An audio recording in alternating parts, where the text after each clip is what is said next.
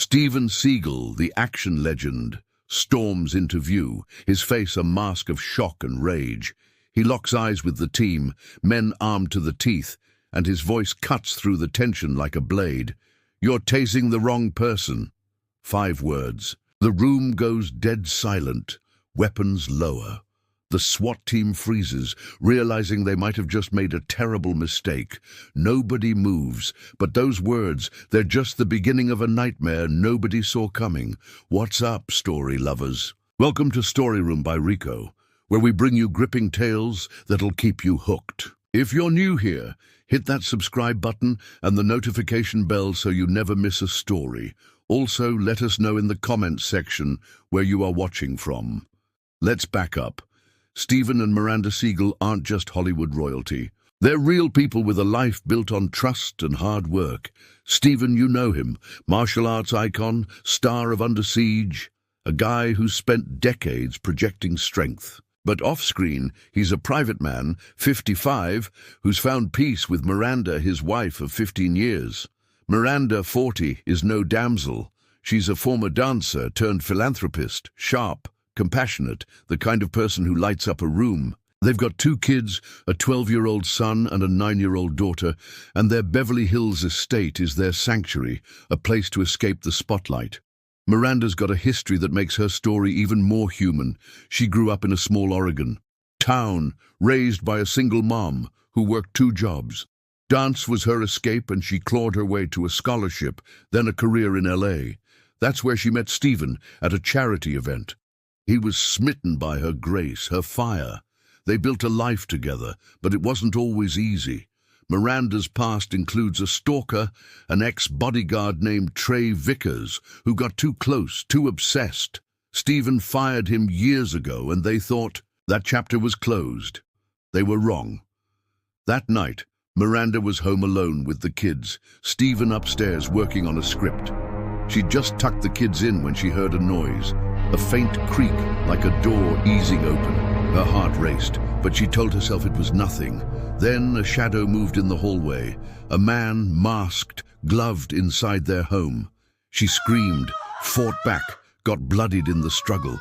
She made it to the window to signal for help, not knowing. The police were already outside, misreading everything. The 911 calls came from neighbors, alarmed by the screams. But the police, primed for a domestic call, didn't see a victim. They saw a threat. SWAT stormed in, and when they saw Miranda, disheveled and frantic, they acted on instinct. The taser hit, and she went down hard. Steven, hearing the commotion, raced downstairs to find his wife on the floor, SWAT rifles pointed at him, and a sinking feeling that this was no accident. As paramedics rushed Miranda to the hospital, Steven stayed behind, demanding answers. "Where's the threat? Who was here?" he asked, voice shaking. The police were defensive, still thinking this was a domestic issue, but Miranda, barely conscious in the ambulance, whispered to a paramedic, "A man, masked. He attacked me." That changed everything. This wasn't a fight between husband and wife. There was an intruder, and the police had just tased the victim. Now, Storyroom by Rico crew.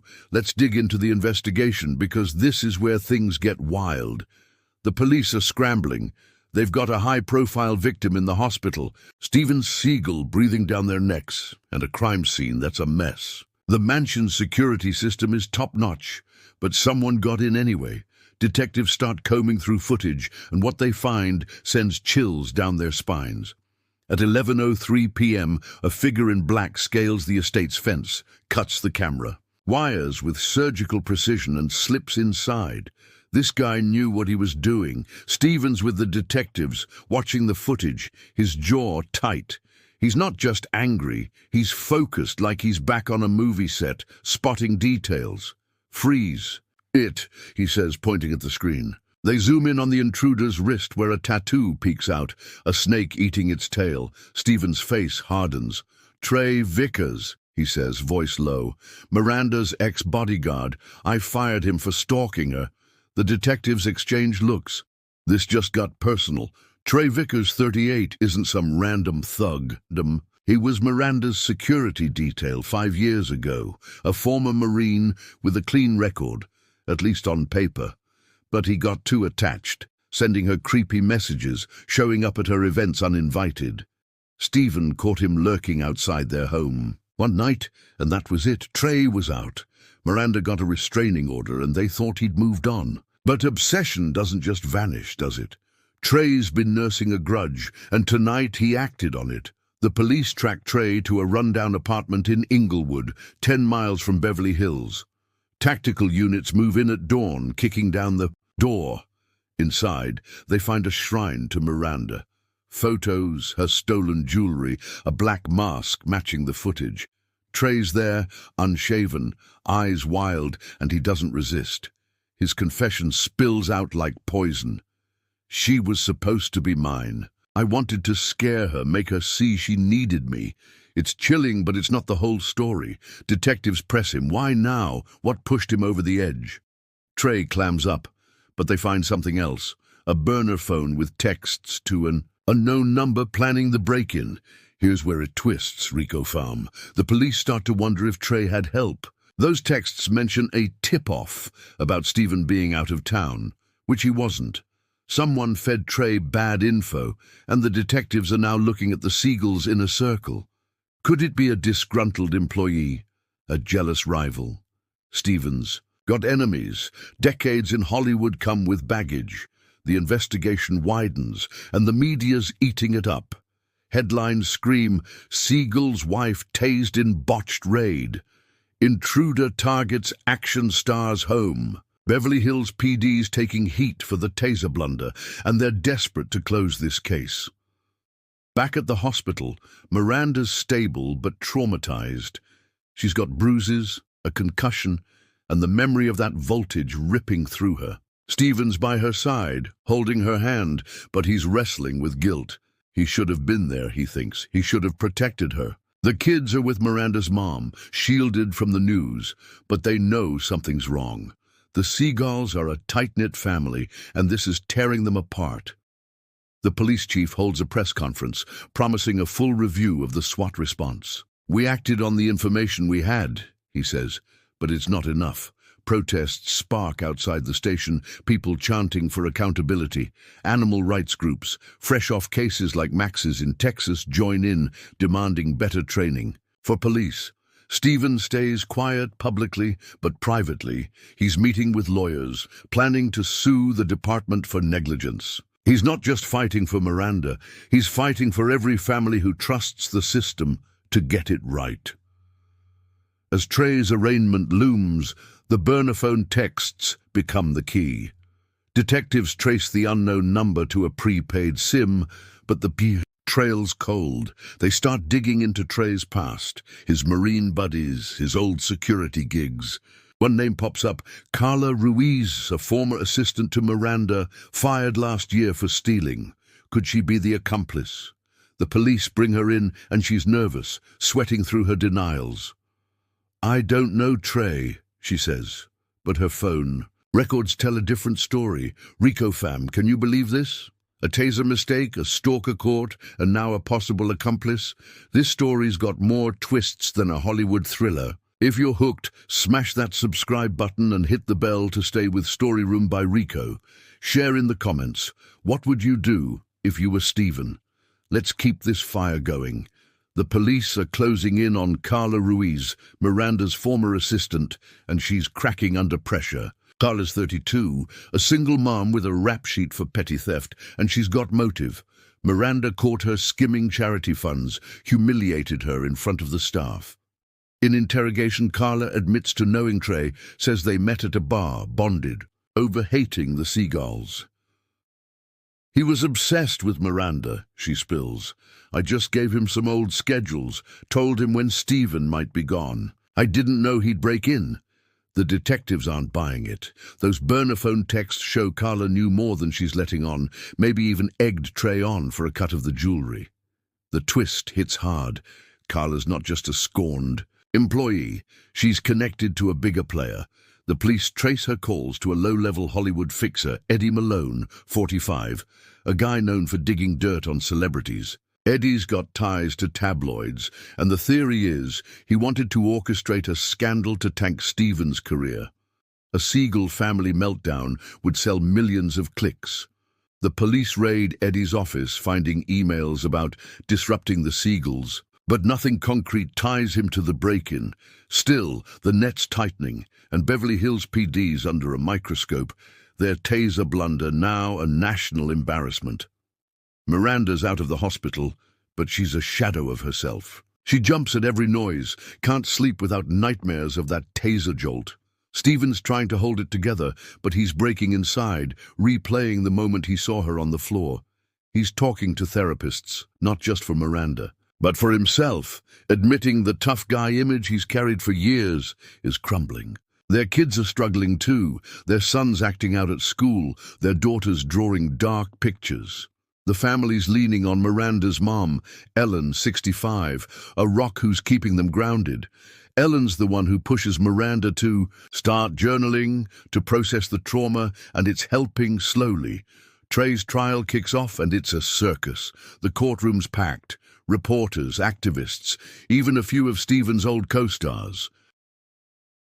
The prosecutor, ADA Lisa Tran, lays out the case. Trey's obsession, the break-in, the assault. Miranda takes the stand, voice trembling but steady. He wanted to own my fear, she says, staring Trey down. He thought he could break me. The jury's in tears, and Tran plays the security footage, showing Trey's tattooed wrist, his calculated moves. Trey's defense claims he's mentally unwell, a victim of PTSD from his Marine days, but it's a weak play. The evidence is overwhelming. Stephen's testimony is electric. He doesn't talk like an action star. He's raw, human. I failed her, he says, voice cracking. I wasn't there when she needed me. He describes firing Trey, the restraining order, the years of looking over their shoulders. The jury's riveted, and the media's eating it up, calling Stephen the husband Hollywood didn't expect. After 3 days of deliberation, the verdict comes. Guilty on all counts. Burglary, assault, stalking. Trey gets 30 years, no parole. The courtroom erupts, but Miranda just sits, gripping Stephen's hand, tears falling silently. Carla's trial is next, and she's pleading out, spilling everything for a lighter sentence. She names Eddie as the mastermind, says he promised her $50,000 to help Trey. The police arrest Eddie, but he's slippery, lawyered up, claiming it's all a misunderstanding. The case against him is shaky, circumstantial emails, no hard proof. For now, he's out on bail, but the Seagals aren't done. They're pushing for justice, not just for themselves, but for every victim of stalking and betrayal. The trials are over, but the Seagals are fighting a different battle, rebuilding their lives. Miranda's trauma runs deep. She's seeing a therapist twice a week, working through the panic attacks, the guilt she feels for letting Trey get so close years ago. Stephen's stepping up, cooking dinner, driving the kids to school, trying to be the rock she needs. But he's got his own demons, anger at the police, at himself, at the world that let this happen. They're leaning on each other, finding strength in small moments, like watching their daughter laugh at a movie for the first time in months. Miranda's journaling turns into something bigger. She starts the Miranda Foundation, a non-profit, for stalking victims, offering therapy, legal aid, and security advice. She pours her heart into it, speaking at small events, her voice shaky but growing stronger. Stephen's right there, funding it, speaking out about police reform. The taser mistake wasn't just a one-off. It's a symptom of a system that's too quick to act, too slow to listen. They push for what becomes the Miranda Protocol, a new training standard for police, mandating de-escalation and victim verification before force. By 2025, it's adopted in California, then spreads to 10 other states. The foundation's impact is massive. Survivors flood their inbox with stories. Women, men, even teens stalked by exes, co-workers, strangers. Miranda reads everyone, crying over some, inspired by others. She hires Maria Delgado, 35, a stalking survivor who escaped an abusive ex. Maria's fierce, organized, and becomes the foundation's backbone. The Seagals are honored at a UN conference on violence prevention, but they're humble about it. "We didn't want this," Miranda says in a speech, "but we won't let it be for nothing." Beverly Hills PD's reeling from the fallout, the chief resigns, and the department's under state oversight. Protests have calmed, but the public's trust is shot. Stephen and Miranda meet with the new chief pushing for transparency, better hiring standards. They're not out for blood, they want change. The media's calling them Hollywood's reformers, but they shrug it off. This isn't about fame. It's about making sure no one else feels that taser's sting. Eddie Malone's case stalls. His lawyers are too good, and the evidence is thin. The Seagals are frustrated, but they're not giving up. Stephen's hired private investigators digging into Eddie's past, determined to nail him. Meanwhile, Carla's serving 3 years, her plea deal sparing her worse. She writes Miranda an apology letter, but Miranda can't read it yet.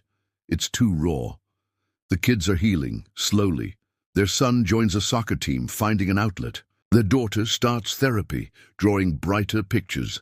Ellen, Miranda's mum, moves in for a while, her no-nonsense love holding the family together. The Seagals are rediscovering joy, but it's fragile, built on the ashes of that night. Storyroom by Rico fam, how's your heart holding up? The Seagals are fighting back, turning pain into purpose, but there's more to come. If this story's got you fired up, hit subscribe, ring that bell, and join us. Drop a comment. What's your take on the Miranda Protocol? Let's keep this movement alive. We're in the home stretch, Rico fam, and this is where it all comes together.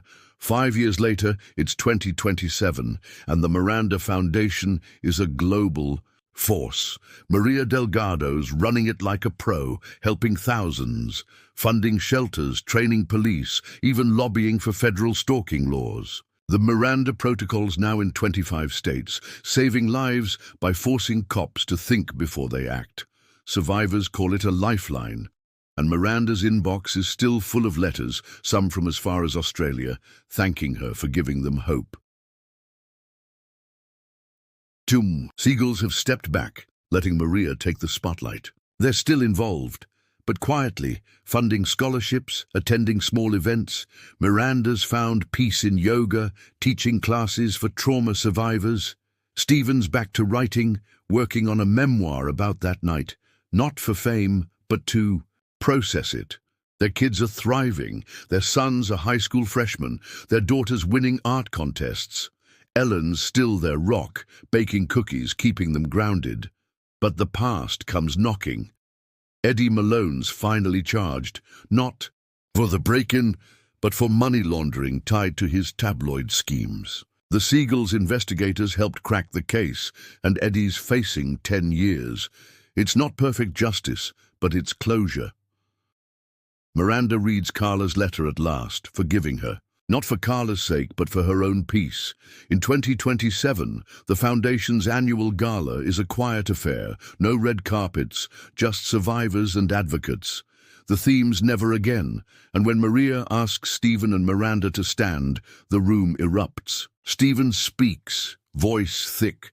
"We didn't choose this fight, life chose us. We spoke up so others wouldn't have to suffer." Miranda adds, "Our voices may fade, but this work won't." They light candles not for glory, but for resilience, for every survivor who's found strength. The impact's undeniable. Stalking laws are tougher. California's got a 7-year minimum for repeat offenders. Police training's evolving, with de-escalation now standard in major cities.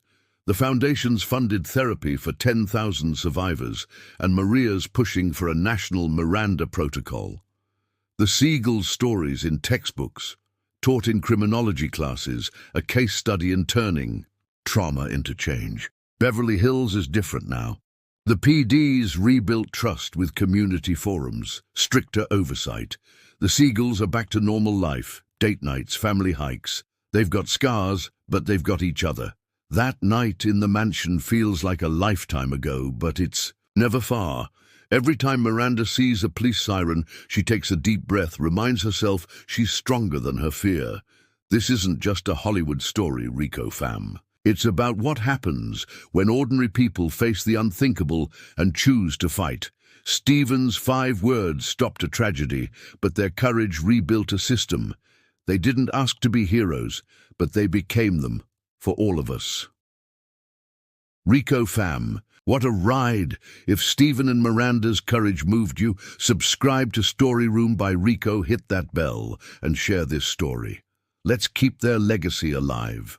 Comment, how will you stand up for change? Stay with us for more true tales of grit and heart.